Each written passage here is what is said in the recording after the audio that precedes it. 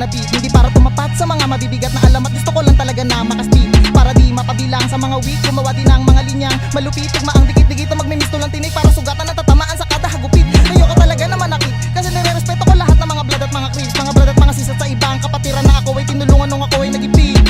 Pero tong isang nakikiuso na gusto ay puro sa bars mag-stick. Eto sanggahin mo aking tubo, rekta to sa ulo para pagkahampas mag-grip. Pagdating sa palalait at hindi yung sumigaw, kaya sulat mo hindi mo napansin na pangit. Pero hindi naman nagsabi magaling ka daw, kaso mga balimbing at mga naprating na adik. Napakahilig pa sa maling bitaw, ito napakalaking lingaw. Kaya lahat ay ayaw na maging ikaw, kasi isa ka sa mga peking taong kung tawagin ay plastic. Di ako mayabak, pero kailangan ko na talagang umimik, para sa mga mahilig, mandami ng mga nananahimik, para lang makapagpabilin. Mga bastos at walang galang, na katulad mo dapat lang tahiin ang bibig, pupuhin para di na makatimbig, at sakali nang madiin sa liig.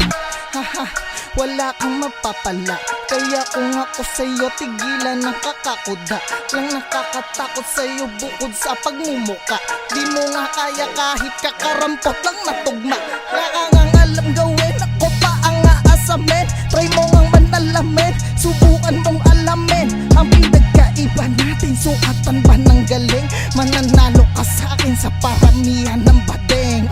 Last down Z 311-0, doon ay ang king lang iba, ako lang mismo. Di nyo napansin, nagkabling ang dating zero. Di mapapaamin, mabuking man o mabisto, kahit madarahin ay di nyo maiinhisto. Di ka papalain lang basura't malinis to, at papalain ako kasi di mabisyo. Kaya tawag sa akin paborito ni Jesucristo.